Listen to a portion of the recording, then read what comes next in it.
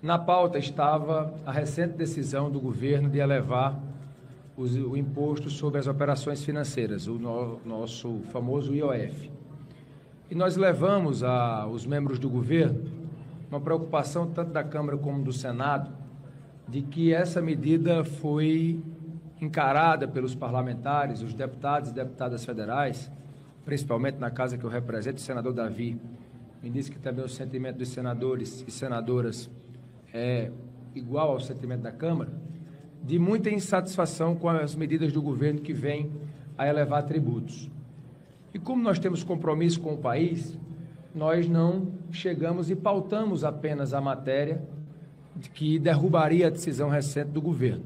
Nós chamamos para a mesa de negociação, como tem que ser, quem tem compromisso com o país, a pessoa tem que agir dessa forma, para entender as consequências de uma possível derrubada dessa decisão do governo. O ministro fez uma série de exposições lá sobre o que o motivou a tomar essa decisão e nós, ao final, entendemos que o mais prudente para o momento era termos um tempo, já que a semana que vem será uma semana de reuniões aqui com parlamentares que vêm de outros países participar do encontro dos parlamentos dos países que fazem parte do BRICS.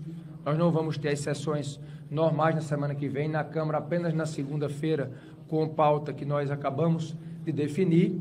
E esse período, de mais ou menos 10 dias, foi o período que tanto o presidente da Câmara como o presidente do Senado entenderam ser razoável para que o governo possa trazer uma alternativa a essa decisão de mudar, de elevar, melhor dizendo, o IOF. Da mesma forma que o governo também nos garantiu que pode ou não apresentar uma alternativa, o governo pode também, depois desses 10 dias, decidir que a decisão está mantida do IOF, isso também foi deixado claro pelo ministro da Fazenda. Nós também deixamos claro que a nossa alternativa pode ser sim pautar o PDL, sustentando a decisão do governo. Isso foi dito de maneira muito precisa, muito pontual ao ministro Haddad. Então, a nossa expectativa é que esse diálogo ele possa continuar acontecendo. O presidente da República ontem estava em viagem, hoje me parece já está em viagem novamente, então o presidente precisa tomar pé dessa situação para que a partir daí o governo possa apresentar essas alternativas. O que é que nós estamos defendendo, antes que perguntem? Que venham medidas mais estruturantes, que o Brasil possa enfrentar aquilo que é preciso, para poder entrarmos no momento de mais responsabilidade fiscal, e essa é uma fala que eu tenho feito. Nós temos defendido rever a questão das isenções fiscais, que o Brasil não aguenta a quantidade de isenções que hoje o nosso país tem. Se nós somarmos as isenções públicas e as isenções do setor produtivo, nós chegamos perto de R$1 trilhão. Nós precisamos discutir a vinculação das nossas receitas, nós precisamos discutir uma reforma administrativa que traga mais eficiência para a máquina pública, porque só isso irá ajudar a melhorar o ambiente econômico para que o Brasil possa ter cada vez mais a condição de explorar o seu potencial e ser um país que cresce, que se desenvolve, com justiça social, com geração de emprego, com geração de renda. O nosso intuito na presidência da Câmara é agir sempre com responsabilidade, com equilíbrio, mas também com muita firmeza para deixar claro qual é a posição do Parlamento.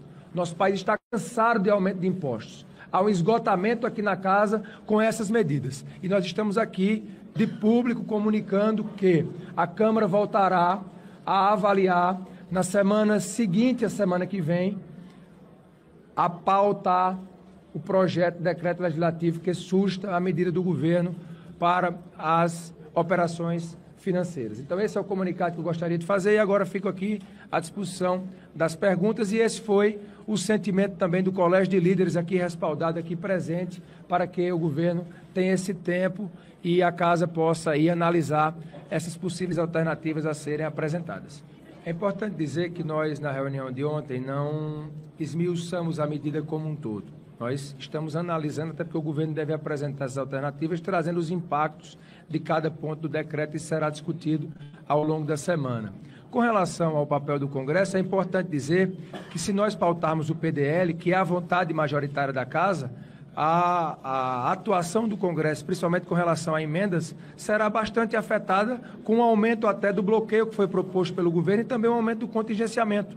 Então, para o Congresso, o mais importante nesse momento é dizer que a sociedade não aguenta mais o aumento de impostos, sabendo que as nossas próprias emendas também entrarão com uma quantidade maior do que o bloqueio e o contingenciamento que está proposto. Então, isso mostra o espírito público que o Congresso tem, que a Câmara dos Deputados tem em discutir essas matérias.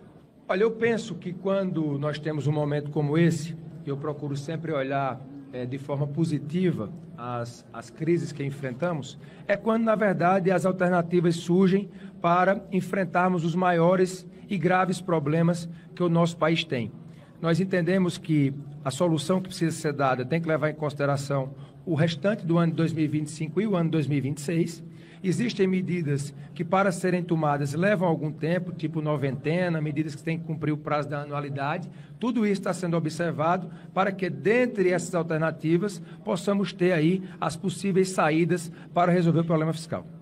Nós temos falado muito sobre essas sugestões, eu tenho colocado, conversei demoradamente, até antes dessa reunião, com os líderes do PT, o deputado Lindenberg que está aqui presente, com o líder do governo, Zé Guimarães, com a ministra Gleisi, falando um pouco sobre essas alternativas, mas eu penso que a equipe econômica do governo é quem tem o respaldo, não é, e a responsabilidade dada pelo presidente da República de poder discutir essas alternativas. O que o Congresso está, e eu senti um ambiente de muita convergência hoje na reunião de líderes, é disposto a encarar pautas que antes eram pautas praticamente impossíveis de serem faladas aqui. Isso demonstra o sentimento que a Câmara tem de poder ajustar realmente as contas públicas. E eu penso que o governo tem que aproveitar esse momento para não tomar uma medida pontual de aumento ali de impostos, usando até um tributo que tem questionamento sobre a sua legalidade ou não, muitas vezes ali transparecendo uma atitude pontual, não uma coisa estruturante, meio que uma gambiarra,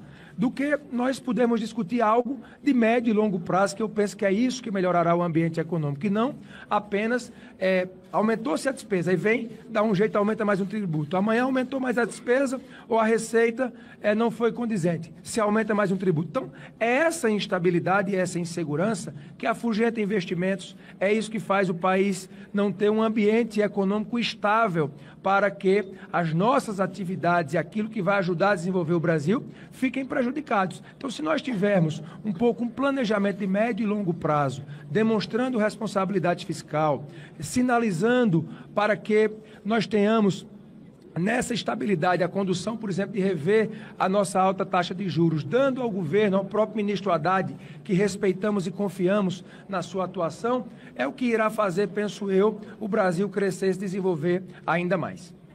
A nossa avaliação, primeiro, dizer que a relação da Câmara com o ministro Haddad é de extremo respeito e confiança. Importante dizer que esta casa aqui não faltou em nenhum momento as medidas que foram enviadas pelo Ministério da Fazenda e pelo governo e foram aqui aprovadas, tanto aqui como no Senado Federal, e isso foi dito ontem ao ministro Haddad, renovando assim a nossa relação de muito espírito público nessas tratativas. Então, essa posição nossa com relação ao IOF é porque nós temos um ambiente que há 2 anos e 5 meses, todas as medidas que aqui chegaram visaram o aumento da arrecadação.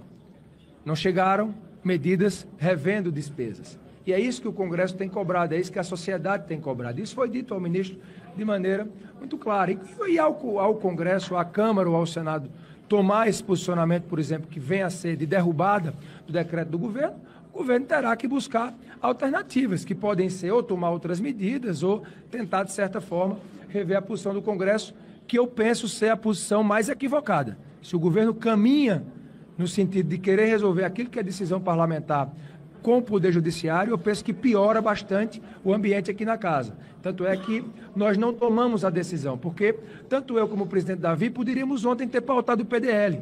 Com certeza teria sido aprovado aqui e no Senado, mas nós não fizemos isso. Por quê? Porque nós queremos construir a solução com o governo. Não há interesse do Poder Legislativo em tocar fogo no país.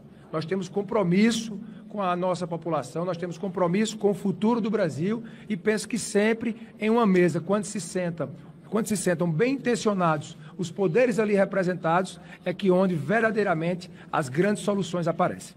Essa solução tem que ser apresentada pelo governo, mas eu penso que nós não precisamos padronizar 25 e 26. Talvez tenha uma solução para 25, tenha uma solução mais estruturante para 26. Essa pode também ser uma solução, mas nós temos que aguardar qual será a alternativa que o governo irá apresentar à Câmara e ao Senado. Olha, eu imagino que com a convergência que nós encontramos hoje no Colégio de Líderes, e espero que seja a vontade majoritária da Casa, todos entendem que essa política de isenção fiscal que foi estabelecida no país de muito tempo, não é um problema desse governo ou do governo passado, é um problema que vem de outros governos, está no limite daquilo que o país suporta. E quando esse limite é atingido, nós temos que rever o que foi feito. É isso que eu penso que a Câmara, o Congresso, poderá dar de contribuição, não ao governo do presidente Lula, mas ao país. Por quê? Porque a situação está se tornando ingovernável. Quem quer que venha a ser o presidente da República no outro mandato, com certeza encontrará um país com um orçamento cada vez mais engessado, com menos discricionalidade. E cada vez mais nós vamos empurrando para frente essa decisão. Talvez tenha chegado a hora de enfrentar esse problema, de colocar o dedo na ferida e rever e ajustar aquilo que não está correto. É isso que nós estamos nos dispondo a fazer, sabendo até que muitas das vezes são medidas antipáticas que precisarão ser tomadas perante a sociedade. Mas é muito melhor um remédio amargo que resolva o problema do que termos aí o nosso paciente claudicando, vindo até a ter chance de falecer, falando e fazendo aqui uma metáfora sobre a situação do nosso país. Olha, primeiro dizer que na reunião de líderes agora já surgiu a ideia, é importante registrar que nós já publicamos ontem o grupo de trabalho da administrativa. Esse grupo terá 45 dias para apresentar a proposta, sendo coordenado pelo deputado Pedro Paulo. Agora, na reunião de líderes, né, sob sugestão do ex-presidente Arlindo Chinari e do deputado Cláudio Cajado, surgiu ali o pedido para a criação de um grupo de trabalho para rever essa questão das isenções fiscais. Nós vamos voltar a avaliar isso na semana seguinte, dependendo da alternativa que o governo apresente nessa situação do IOF. Então, isso demonstra o espírito público do Congresso de enfrentar temas que antes eram proibitivos aqui nessa casa. Por quê? Porque há uma consciência de que o nosso orçamento ele não sobreviverá da forma que está.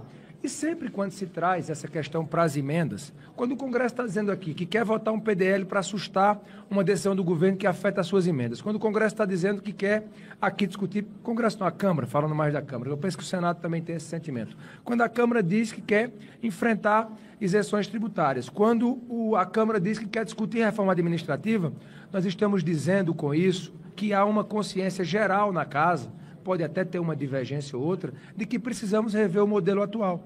E não é rever só do ponto de vista político, da polarização que hoje temos na casa, é rever do ponto de vista de país. Nós queremos que o Brasil dê certo. É isso que a Câmara dos Deputados defende e essa questão da crítica às emendas, o Congresso está pronto para dar a sua colaboração. Se todos forem cortar, o Congresso sabe que também as emendas deverão ser cortadas e reavaliadas. Esse não é um assunto proibido para nós. É importante deixar isso aqui claro. Em nenhum momento hoje, na reunião, se colocou preocupação com emenda. Nenhum líder, nenhum partido. Dizendo, vão cortar nossas emendas ou vão diminuir as nossas emendas se aprovarmos o IOF. Demonstrando o nosso espírito público e quero aqui também mais uma vez aproveitar para defender o instrumento da emenda.